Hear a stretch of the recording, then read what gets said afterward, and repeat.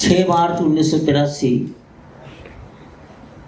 उत्तर प्रदेश में एक विचार चला राष्ट्रीय स्वयंसेवक संघ में कि हिंदू समाज की समस्याओं को मुखरता के साथ मंच पर लाना चाहिए।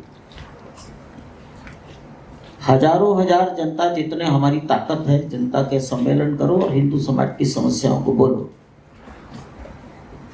मुकदमे चलेंगे चलने दो, समस्याओं को उजागर करो। ऐसा ही एक कार्यक्रम मुजफ्फरनगर में संपन्न हुआ, हिंदू सम्मेलन। बैनर नाम दिया गया हिंदू जागरण मंच। मंच है, संस्था नहीं है। उस मंच पर गुलजारीलाल नंदा को निमंत्रित किया गया, वो आए थे। अब वो कौन है गुलजारीलाल नंदा? 2 बार भारतवर्ष में कार्यवाहक प्रधानमंत्री रह चुके। दूसरे उसमें आए थे मुरादाबाद, पश्चिम उत्तर प्रदेश का बड़ा शहर है, वहां के विधायक दाऊदयाल खन्ना 5 बार विधायक रह चुके थे कांग्रेस के। उत्तर प्रदेश में चंद्रभानु गुप्ता की मिनिस्ट्री में हेल्थ मिनिस्टर रहे। राष्ट्रीय स्वयंसेवक संघ के उस समय बड़े वरिष्ठ व्यक्ति थे प्रोफेसर राजेंद्र सिंह। रज्जू भैया हम आत्मीयता से कहते। प्रोफेसर राजेंद्र सिंह इलाहाबाद विश्वविद्यालय में फिजिक्स पढ़ाते थे। एक लगभग 20 से 25 हजार जनता उपस्थित थी। आजकल एक कथा व्यास है विजय कौशल जी, वो उस सम्मेलन के आयोजक थे। तब उनका नाम था विजय कौशल, कथा व्यास नहीं थे, वो राष्ट्रीय स्वयंसेवक संघ के प्रचारक थे।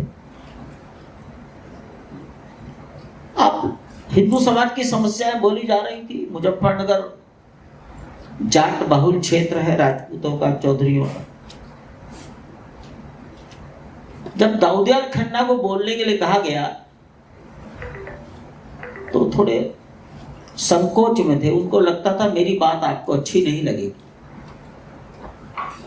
तो भी कहा नहीं बाबूजी, आप बड़े बुजुर्ग आदमी हैं, बोलिए। तो जेब से पर्चा लिख कर लाए थे, पढ़ने लगे। सारांश ये था, ओ हिंदुओं, अब समय आ गया है, अयोध्या मथुरा काशी को मुक्त कराओ। सब आश्चर्य में पड़ गए। जनता में तो शोर मच गया, वो हो गई।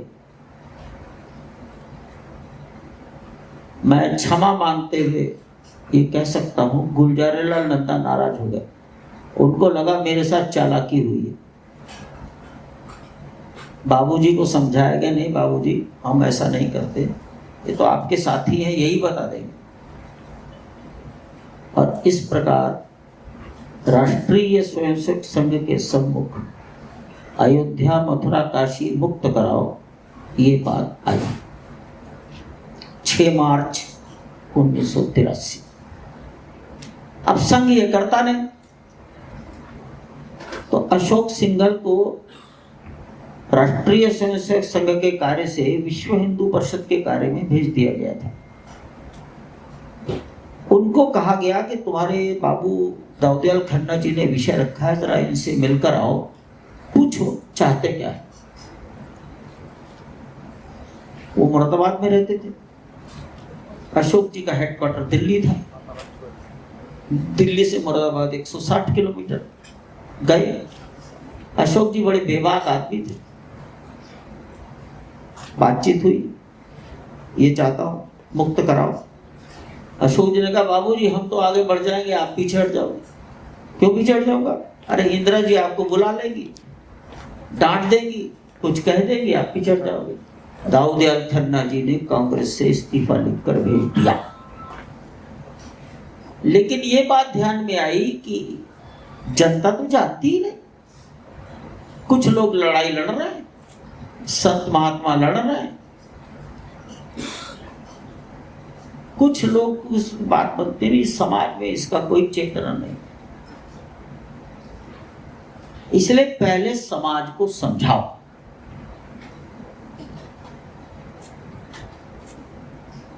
और समाज को समझाने का एक रास्ता निकाला गया कि भगवान राम को ताले में बंद करके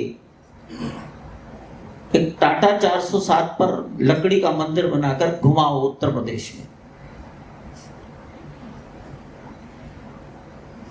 और इसका पूजन पहले करेंगे सीतामढ़ी में, वहां जानकी जी का जन्म हुआ। सीतामढ़ी से वो रथ अयोध्या लाया गया 7 अक्टूबर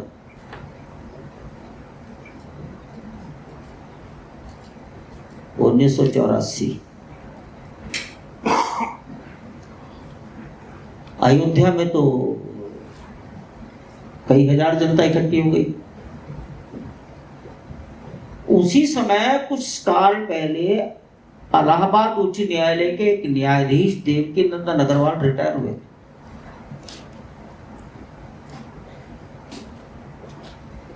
उनकी मां ने उनको कहा कि तुम जाओ अयोध्या, वहां जाओ, और वो अयोध्या आए थे।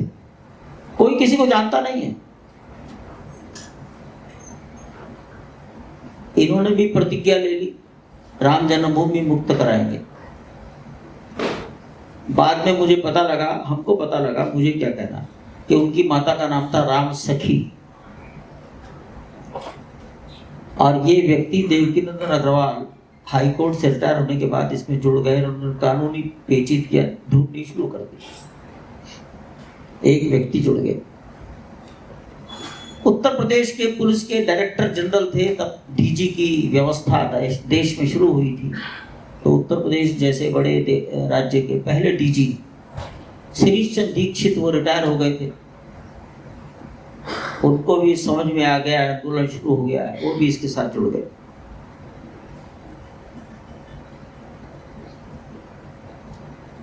छोटी छोटी गोष्ठियां होने लगी, विचार पूर्वक अखबारों में दिया जाने लगा। तो गोरखपुर में कोई हिस्ट्री कांग्रेस हो रही थी, हिस्टोरियन इकट्ठे थे, अखबार में कुछ ना कुछ उल्टा सीधा छपता रहता था। हमारा मतलब तो था कि जो चीज समाज में छिपी हुई है उसको मुखर बनाओ। तो एक प्रोफेसर B.R. ग्रोवर दिल्ली से उस कांग्रेस में हिस्ट्री में आए हुए थे। वो मेडिवियल प्राचीन इतिहास के बड़े अपने समय के युग पुरुष थे, प्रोफेसर B.R. ग्रोवर। उन्होंने अखबार में पढ़ा है क्या छपा है, बाबर बाबर बाबर। और वो कांग्रेस खत्म होने के बाद गोरखपुर से अयोध्या आ गए, 135 किलोमीटर दूर। हमको कुछ मालूम नहीं, हम कोई किसी को जानते नहीं, सब वर्षों बाद पता लगा। और वो व्यक्ति केवल उर्दू, अरबी, फारसी और अंग्रेजी जानता था, हिंदी ना बोल सकता था ना पढ़ सकता था। फैजाबाद की रिकॉर्ड रूम में जाकर बैठ गए, अरबी, फारसी, उर्दू पढ़ना जानते थे, अंग्रेजी जानते थे। दोस्ती कर ली रिकॉर्ड रूम के प्रमुखों से, और पुराने पुराने रिकॉर्ड रेवेन्यू के ढूंढने शुरू कर दिए, लिखने शुरू कर दिए, फोटोकॉपी रिकॉर्ड करना, लिख कर रिकॉर्ड करते थे। इस प्रकार ये 3-4 लोगों की टीम जो राम जन्मभूमि के बारे में शायद 15-16 पेज की भी कोई किताब उपलब्ध नहीं थी, जितनी सिनेमा हॉल के गानों की होती। आज इन 3 लोगों के कारण से मैं समझता हूं 150 से अधिक ग्रंथ हैं।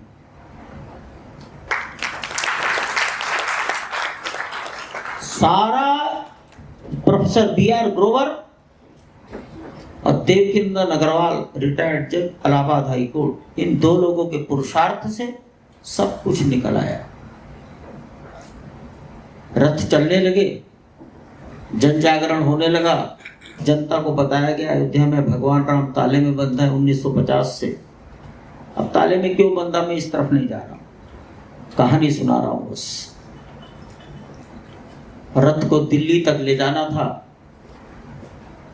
एक ही बात चलती थी, एक ही नारा चलता था, जोर से बोलो ताला खोलो, जोर से बोलो ताला खोलो। जनता पूछती ताला कहाँ लगा है, क्यों लगा है, ये जनता का काम शुरू हो गया। इतना ही हमारा उद्देश्य था। दुर्भाग्य था देश का, गाजियाबाद पहुंचने पर इंदिरा जी की इसने हत्या कर दी। ये नेतृत्व बहुत संवेदनशील था, इन्होंने कहा राष्ट्रीय शोक है, वो रथ रोक दिए गए। गाजियाबाद में ही रथ रोक दिया। 1 साल का राष्ट्रीय शोक मनाया गया। अक्टूबर 1985 से एक की बजाय 6 रथ उत्तर प्रदेश में घुमाए गए ताले के अंदर। उत्तर प्रदेश के मुख्यमंत्री थे वीर बहादुर सिंह। वो गोरखपुर पीठ के शिष्य थे। तो गोरखपुर के महंती जी कभी मिलने गए उनसे और कहा, रे मैं अगर तेरा ताला तोड़ दूं तो मुझे किस कानून में बंद करेगा? मुख्यमंत्री ने कहा, बाबा गुरुजी मैं ही खुलवा दूंगा, आप ना तोड़ियो। थोड़ी सी एक कदम और आगे बढ़ गए और किसी ने फैजाबाद की कोर्ट में एक एप्लीकेशन डाल दी, ये ताला इलीगल है, 1950 से लगा है। जिस वकील ने एप्लीकेशन डाली वो वकील आज भी जिंदा है, लखनऊ हाई कोर्ट बेंच में प्रैक्टिस करते हैं। जिसने पैरवी की, वीरेश्वर द्विवेदी रेवेन्यू के एडवोकेट थे फैजाबाद के, उनका शरीर पूरा हो गया। जज थे के.एम. पांडे, फैजाबाद के एसएसपी थे सरदार करमवीर सिंह। आप कल्पना करते हैं 1950 से ताला लगा है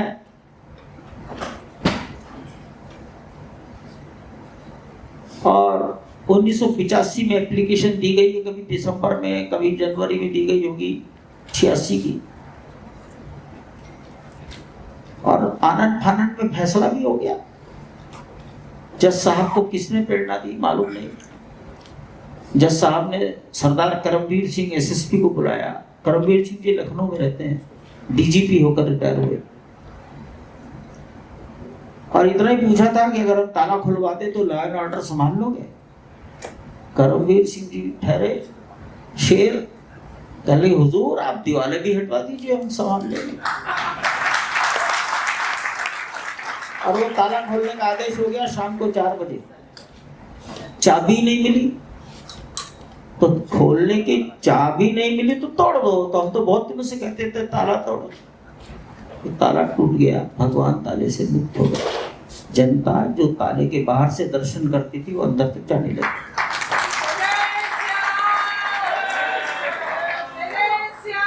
अब मैं तो उस समय राष्ट्रीय स्वयंसेवक संघ के कार्य में था।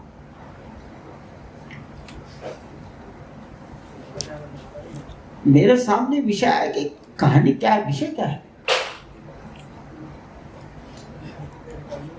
तब बुद्धि ने काम करना शुरू किया। सिंबल, सिंबल शब्द क्या है? प्रतीक। तो सवाल आने लगे कि देश जब आजाद हुआ 1947 में तो क्या हुआ रात के 12 बजे?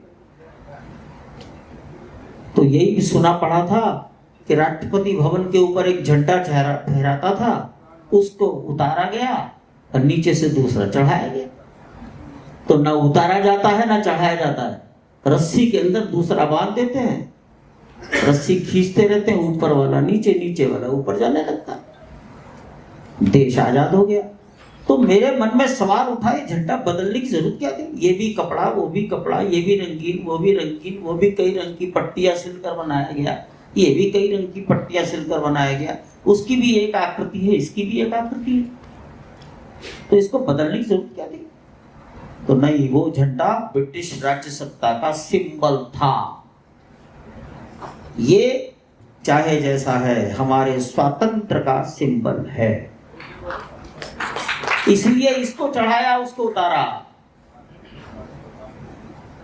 सिंबॉलिक, इसने दिमाग को। तब तक महंत अवैधनाथ जी से भी भाषण सुनने का मुझे अवसर मिल गया। मुझको भी कह दिया गया तुम भी इधर ही जाओ। तो मैं भी इस संघ से विश्व हिंदू परिषद में ट्रांसफर हो गया 1986। तो एक दिन महंत जी की बात सुन रहे थे, कहने लगे मैं जब जब यहाँ आता हूँ अयोध्या तो मुझे ऐसा लगता है किसी ने मेरे पिता की हत्या करके लाश को पेड़ पर टांग रखा है, लाठी लेकर खड़ा है, चुनौती देता है, तुम में हिम्मत हो तो शव को उतार कर संस्कार कर लो।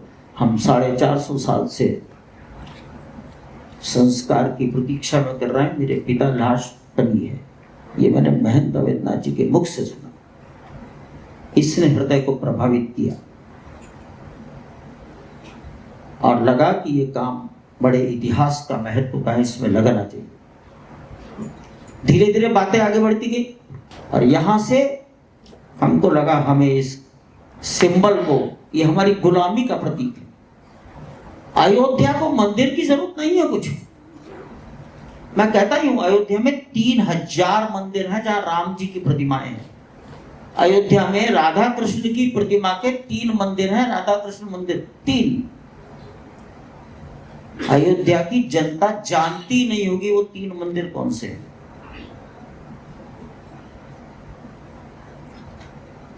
अयोध्या के पत्रकारों से पूछो तो एक का नाम बता पाएंगे। उनसे पूछो वहां रोज दिन भर में कितने आदमी जाते हैं, तो 25-30। हनुमान जी का 1 मंदिर है, शंकर जी के 2 मंदिर हैं, 3 मंदिर हैं, जैन मंदिर हैं 4, गुरुद्वारे हैं 2-3, गणेश जी का 1 भी मंदिर नहीं है। अब 3000 में से निकाल दो, बाकी किसके मंदिर है? तो राम जी। मस्जिदें होंगी 30 या 35, फंक्शनिंग मस्जिद 10 या 15, बाकी सब खंडहर। उसमें कौन खेलता है? तो मोहल्ले के बच्चे कबड्डी खेलते हैं। कोई देखता ही नहीं कि हिंदू का बच्चा है कि मुसलमान का बच्चा है। यह अयोध्या का दृश्य है। तो इस 3000 मंदिरों वाले अयोध्या में एक छोटे से टुकड़े की लड़ाई क्यों हो रही है? तो लड़ाई हो रही है मान और अपमान की। लड़ाई हो रही है एक विदेशी हमलावर ने। अरे हमारे घर का तोड़ता तो तोड़ता, दूसरे देश का आकर तोड़ गया, हम कुछ नहीं कर पाए। ये है राष्ट्रीय अपमान। और इसलिए जैसे जैसे समाज का ये विषय 3 लाख गांव की लाखों करोड़ों जनता तक पहुंच गया, मैं समझता हूं 1 या 2% जनता प्रभावित हुई है और व्यापक चेतना निर्माण हो गई। उसका परिणाम आज आपके सामने है। 2% भी कितनी होती है जनता, उसका परिणाम सामने है। ये एक सामान्य कहानी का सारांश है। अब 1528 के बाद कौन कौन राजा बने देश में? अयोध्या में राज्यकर्ता कौन कौन रहे? ब्रिटिश गवर्नमेंट का राज्य कब आया? क्या ये दयालु लोग थे सब? लेकिन ध्यान में ये आता है कि जितना फिर मैंने धीरे धीरे पढ़ा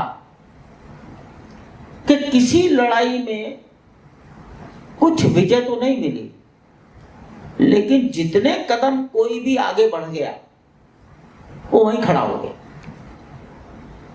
वो पीछे नहीं हटा। अर्थात निराश नहीं हुए, विजय नहीं मिली, परंतु हताश भी नहीं हुए, हिम्मत भी नहीं हारी किसी ने। ये मेरा व्यक्तिगत निष्कर्ष है। निराश हताश व्यक्ति 75 बार तो लड़ ही नहीं सकता। युग बदलता रहता है, 25 साल के बाद युग बदलता रहता है। इसलिए राजाओं ने अपने अपने ढंग से कुछ न कुछ तो किया होगा। 1885 उस परिसर में 3 गुंबदों वाला एक ढांचा खड़ा था, उसी को मस्जिद कहते थे। मस्जिद में गुंबद होते हैं, 3 गुंबद थे एक लाइन में उत्तर से दक्षिण दिशा में, उसे मस्जिद कहते थे। उससे थोड़ा पूर्व दिशा में एक छोटा सा चबूतरा था, जैसी ये बेंच है, इस पर एक राम जी की प्रतिमा रखी थी, एक छप्पर बना था, इसे राम चबूतरा कहते थे। दोनों के बीच में झगड़ा रहा हो तो एक दीवार खड़ी करवा दी थी अंग्रेजों ने। अब वहां जाने का रास्ता क्या है? तो रास्ता था पूर्व दिशा से, पहले इस चबूतरे के पास आओ, रास्ते से निकलकर अंदर जाओ। अब दुनिया में कई ऐसी मस्जिद देखी है जहां मस्जिद में जाने का रास्ता एक मंदिर की बगल से हो, दरवाजा एक है पूर्व दिशा में, ये राम चबूतरा, फिर वो दीवार में दरवाजा, फिर अंदर। कहीं देखा हो तो खोज कर बताना कभी। ये चलता था इसी तरह से चलता रहा। तो इस छप्पर के ऊपर छप्पर हटाकर बंदरों का आक्रमण बहुत होता होगा, आज भी होता है। इसे पक्का कर दिया जाए, इसके लिए इस छप्पर के महंत ने अंग्रेज गवर्नमेंट में एप्लीकेशन डाली।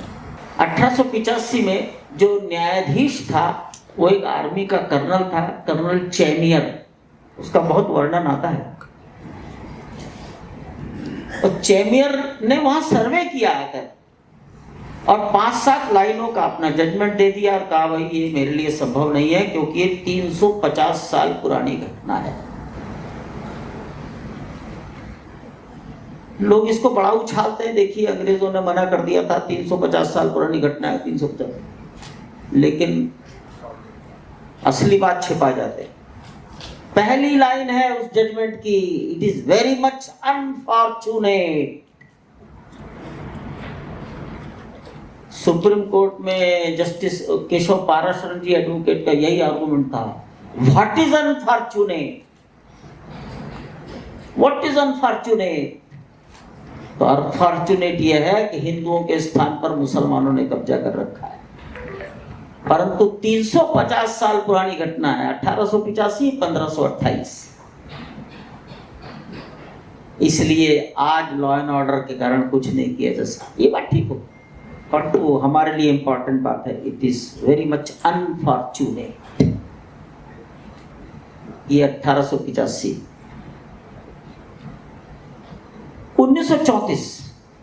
1934 में राम जन्मभूमि के लिए कोई झगड़ा नहीं हुआ।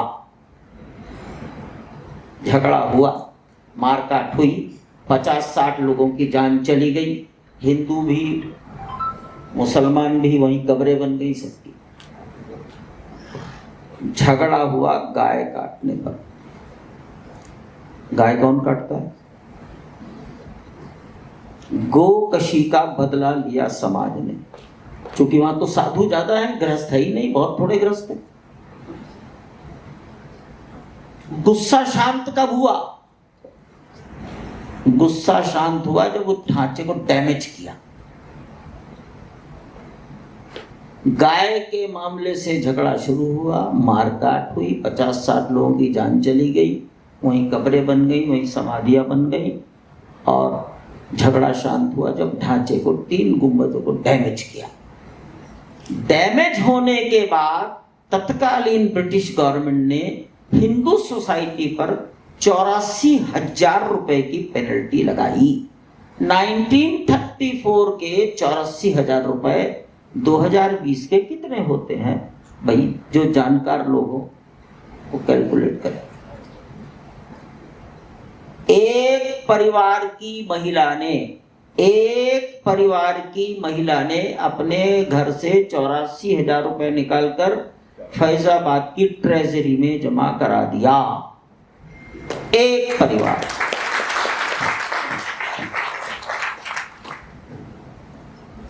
यह है 1924।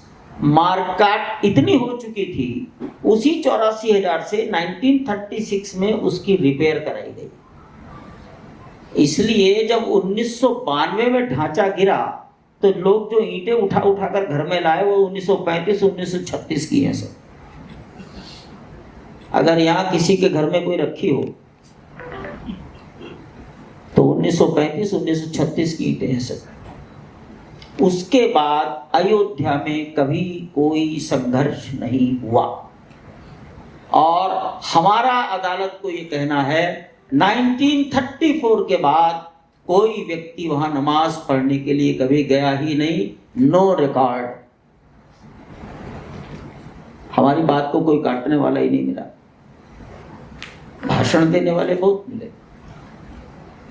लेकिन तथ्य देने वाले नहीं मिले कि कोई 1936 का कोई आदमी पैदा ही नहीं था जो कहे कि मैंने नमाज पढ़ी।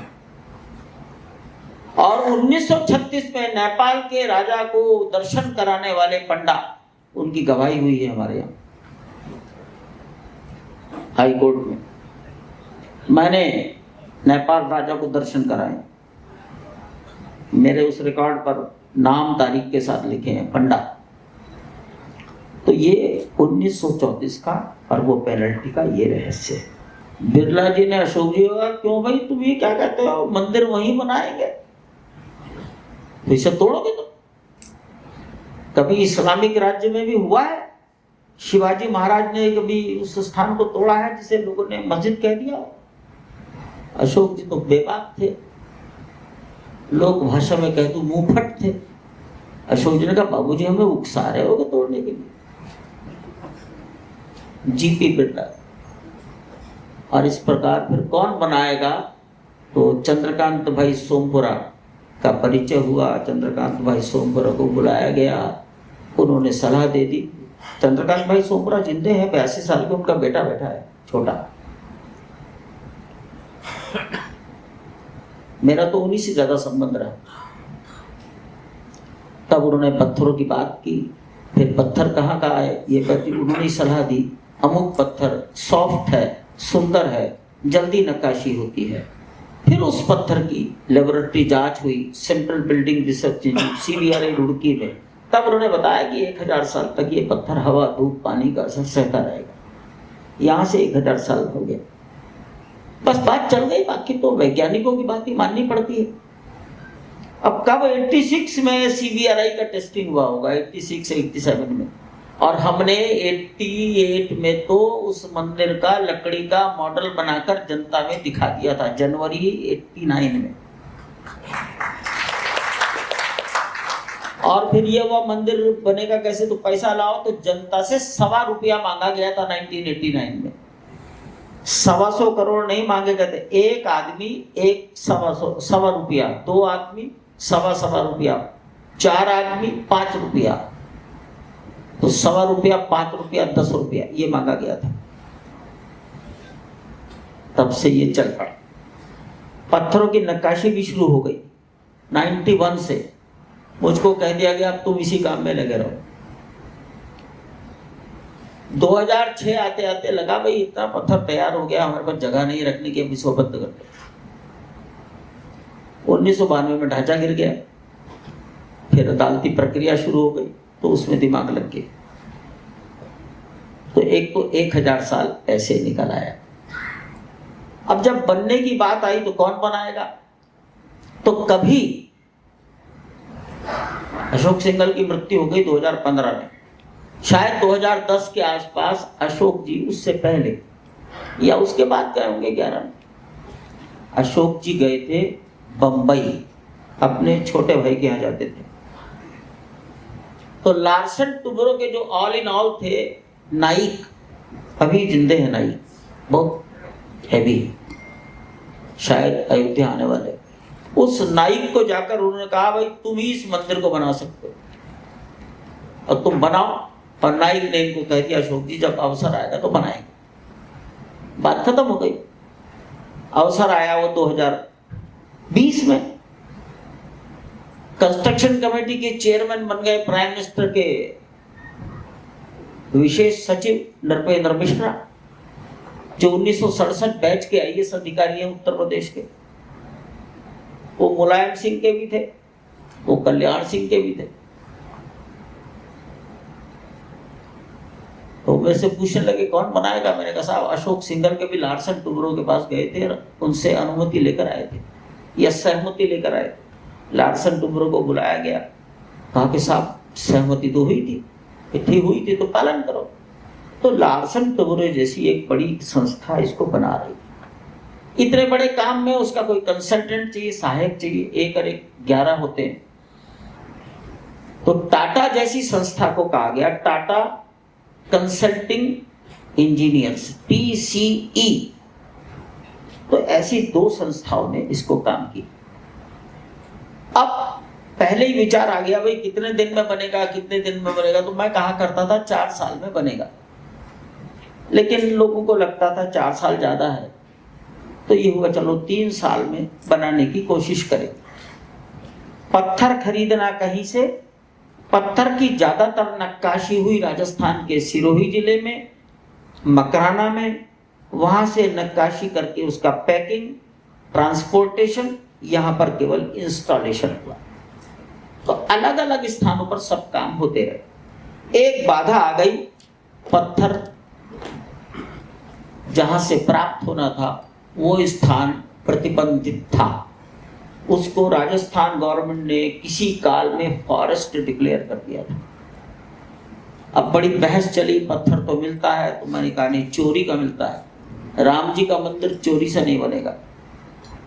और राजस्थान सरकार ने, मुख्यमंत्री गहलोत साहब का पूरा नाम क्या था, अशोक, उन्होंने पूरी सेवा सहायता की। विश्व हिंदू परिषद के अनेक लोग उनसे मिलने गए, मैं स्वयं उनको प्रणाम करके निवेदन करने गया और उनको ये समझाया गया कि चोरी का पत्थर जा ही रहा है, अब नंबर 1 का हो जाएगा, आपको हजारों करोड़ रुपए की रॉयल्टी प्रतिवर्ष मिलेगी। उनको ये बात ध्यान में आ गई। उन्होंने अपने सारे सेक्रेटरीज, अपने मुख्य सचिव को बुलाकर कहा इस काम को करो, और हमें कभी दोबारा अशोक गहलोत जी के पास जाने की जरूरत नहीं पड़ी। वो काम पूरा हुआ। पर्यावरण का विषय था तो भारत सरकार में भूपेंद्र यादव पर्यावरण के मिनिस्टर हो चुके थे। एक दूसरा क्षेत्र उनको फॉरेस्ट डिक्लेयर किया गया, इसको फॉरेस्ट से डिफॉरेस्टेशन हुआ, और इस प्रकार पत्थर लीगली आ रहा है, जिसकी रॉयल्टी गवर्नमेंट ऑफ राजस्थान को सदा सर्वदा के लिए हो गई। 1 रुपए का भी गवर्नमेंट टैक्स किसी भी प्रकार, मैं उसको शब्द दूंगा, चोरी ये ना हो, इसका 100% ध्यान रखा गया। तो ये इसके कारण हुआ कि पत्थर कहीं से, नक्काशी कहीं हो रही है, योग्यतम लोगों का सिलेक्शन किया गया है। मकराना में नक्काशी हुई, वहाँ केवल इंस्टॉलेशन हुआ। और हमारी जो 3 वर्ष की सोच थी वो 3 वर्ष में तो नहीं हुआ, क्योंकि अगस्त 20 से काम मान लें, प्रधानमंत्री के पश्चात 5 अगस्त के बाद, तो 2021, 22, 23, अब 24 हो गया। शायद हम 25 तक इस काम को पूरा करके ले जाएंगे। हाँ, रात और दिन काम हुआ है, 24 घंटे 2 शिफ्ट में। जनवरी 2024 को 4000 मजदूर भिन्न भिन्न प्रकार के कामों में लगे थे। इसके कारण ऐसा हुआ है। सारे देश का जो भी बेस्ट इंजीनियरिंग ब्रेन हो सकता है, IIT Delhi, IIT Bombay, IIT Guwahati, IIT Chennai, NIT सूरत, CBRI रुड़की, NGRI हैदराबाद, इनके बड़े बड़े डायरेक्टर्स, इनकी कलेक्टिव विजडम का ये परिणाम है। इसमें सारा इंजीनियरिंग ब्रेन है। मुझे आपको बताते हुए मुझे आंतरिक अच्छा लगता है। मैं पहले दिन से इस बात पर टिक गया था कि मुझे ब्रेन, विदेशी ब्रेन नहीं चाहिए। हमारे हिंदुस्तान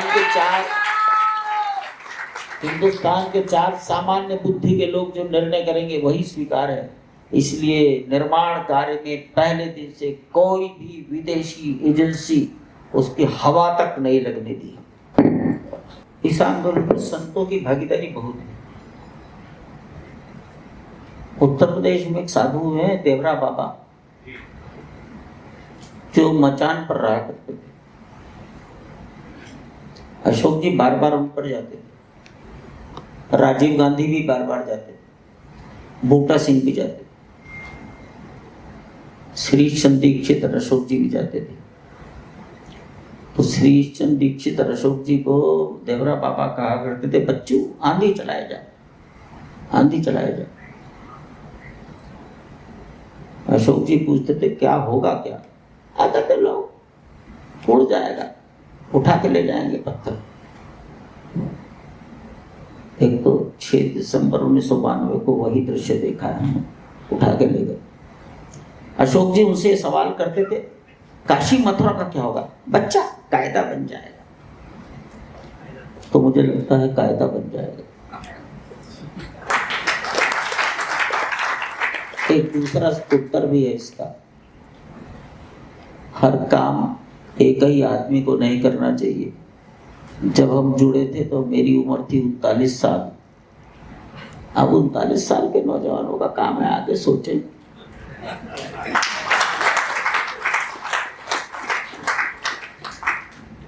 90 वर्ष की आयु में प्रवेश करने पर वो गए हैं। कम आयु आयु नहीं होती। 1950 में बनारस हिंदू विश्वविद्यालय से इंजीनियरिंग किया, माइनिंग मेटलर्जी।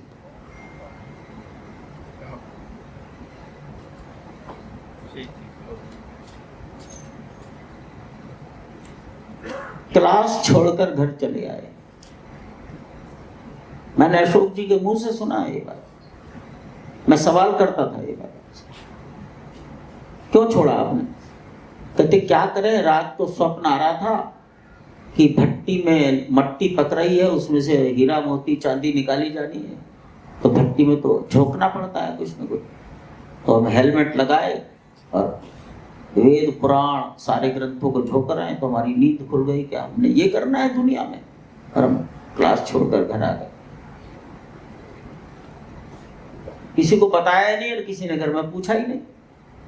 एक साधु थे केरल के घर में, 3-4 दिन बाद वो साधु बोलते, क्यों रे तू परीक्षा छोड़कर क्यों आया? भौचक के रह गए, इनको कैसे मालूम? चल जा वापस, पाठ्यक्रम पूरा कर, जो करना करना। कहते इस तरह से हम इंजीनियरिंग से विमुख हो गए। उनके गुरु थे, आध्यात्मिक गुरु। उन्होंने उनको कहा जो तुम्हें काम मिला है ये ईश्वर की इच्छा से मिला है, इसी में लग जाओ। तो प्रश्न ये है, आयु अमर तो नहीं है किसी की, 90 साल की आयु भी कम नहीं होगी। और मैं समझता हूं मृत्यु के 48 घंटे पहले तक क्या होना चाहिए। आज स्मृति ईरानी, वो शिक्षा मंत्री थी ना कभी, HRD मिनिस्टर जी, उनसे पूछो 13 नवंबर 2015 को उन्होंने रात के 11 बजे स्मृति ईरानी को घर बुलाया जहां वो ठहरे हुए थे, मेदांता अस्पताल से 2 दिन के लिए ले आए थे, और कहा ये काम तुमको करना है, ये काम करना है। रात के 11 बजे की बात है, स्मृति ईरानी बताई। और उसके बाद सूर्य निकलने के पहले ही अस्पताल दोबारा भेजा गया और 15 नवंबर को शरीर पूरा हो गया। तो प्रश्न ये है कि पूरी आयु करके गए, विचार तो आते ही हैं, लेकिन जिस लगन और तन्मयता से, एकाग्रता से उन्होंने काम किया, उस काम को कम नहीं होने देना, ये महत्वपूर्ण बात है कि मुंह लटकाए बैठे रहना महत्व की बात है। अयोध्या में कभी जल प्रलय नहीं हुआ, 200-250 साल का कोई हिस्ट्री नहीं है। कभी भूकंप आया हो, इसका भी कोई इतिहास नहीं है। लेकिन अयोध्या के पास में ही नेपाल है, वहां आया।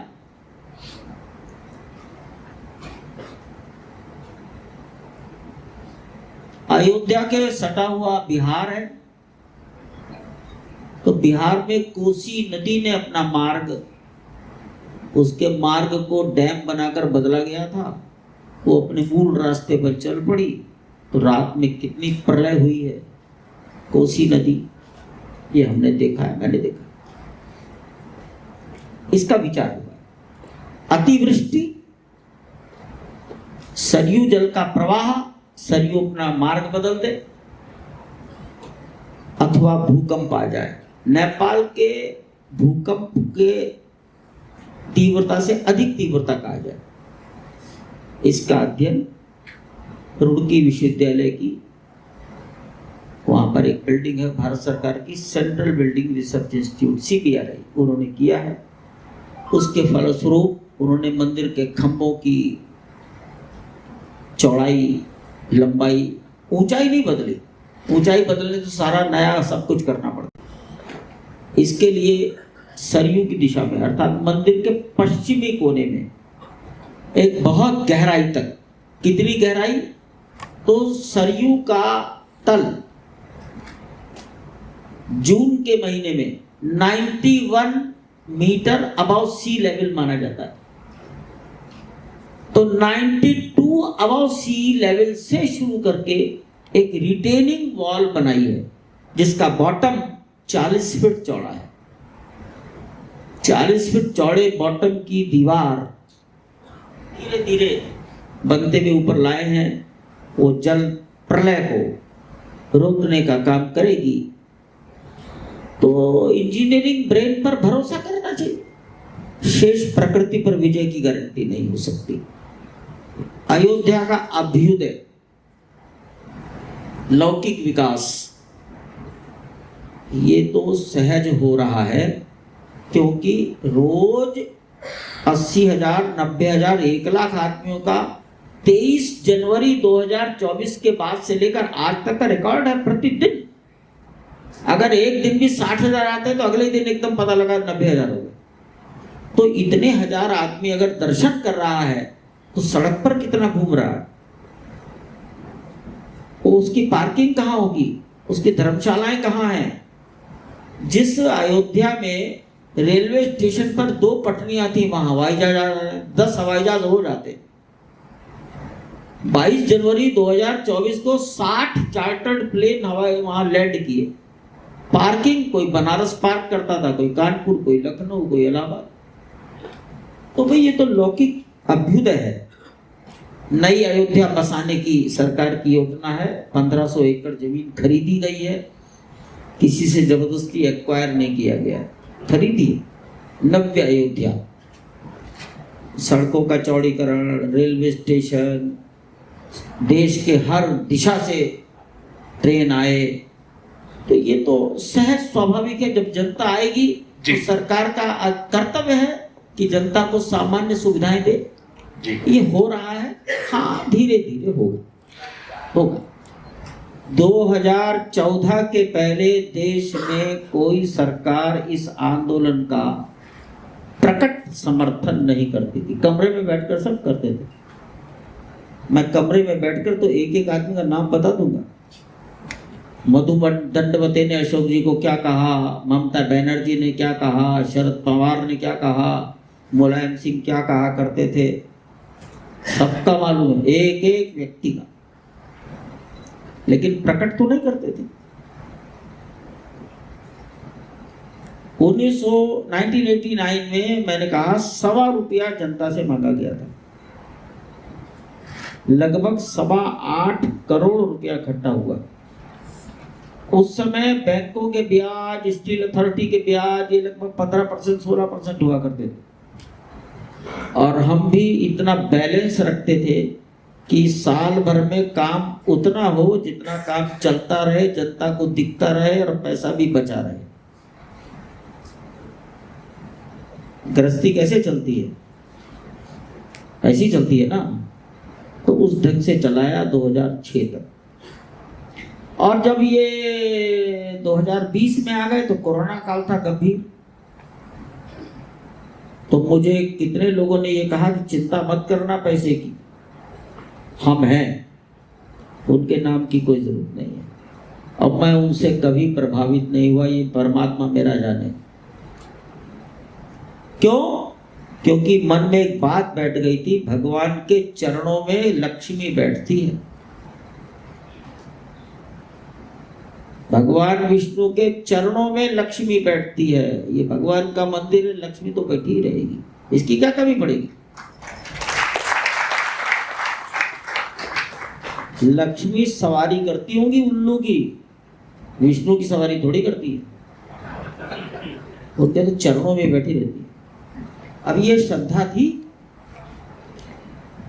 फिर धीरे धीरे विचार हुआ कि कोरोना कम होने दो, काम शुरू करना है। और इसलिए देशव्यापी निधि समर्पण, निधि संग्रह नहीं, दान नहीं, कंट्रीब्यूशन, वो भी वॉलेंटरी। और मैं बोला करता था, ओम जय जगदीश हरे, तेरा तुझको अर्पण क्या लागे मेरा। तो हम कहा करते थे, तेरा तुझको अर्पण क्या लागे मेरा। दूसरी बात, मांगना नहीं, टारगेट नहीं देना, हाथ फैलाना, जो दे दे लेकर चले आना। कम से कम हिंदुस्तान की 10 करोड़ जनता से धन आया है। 10 रुपया देने वाले ही हो सकता है 4 करोड़ जनता रही। 10 रुपया, 100 रुपया, 2000 रुपया, 1000 रुपया। उसके बाद 42 दिन का निधि समर्पण अभियान था। 15 जनवरी 2021 से लेकर 27 फरवरी 2021 तक 42 दिन का जब अंतिम ऑडिट हुआ तो तब तक पता लगा 2800 करोड़ रुपया बैंक में आ चुका है।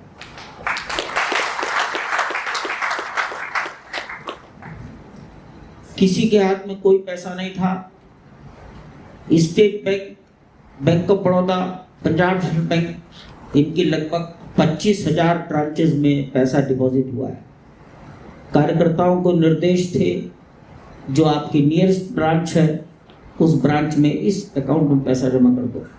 बैंकों को निर्देश थे 24 घंटे का पैसा अगले 24 घंटे में अयोध्या के अपने अपनी बैंक ब्रांच में ट्रांसफर कर दो। देश के 1100 स्थानों पर ऑडिट हुआ है। हर एक ऑडिट के साथ कुछ क्षेत्र बांट दिया गया था। उसको हमने जिला कहा कि यह हमारा ऑर्गेनाइजेशनल डिस्ट्रिक्ट है। इस प्रकार ये आया है। तो जब ये हिसाब किताब आ गया तो मुझे फोन करके कहा तुमने तो 20 साल का इकट्ठा कर लिया। हमने कहा इकट्ठा कहाँ किया, जनता ने भेज दिया।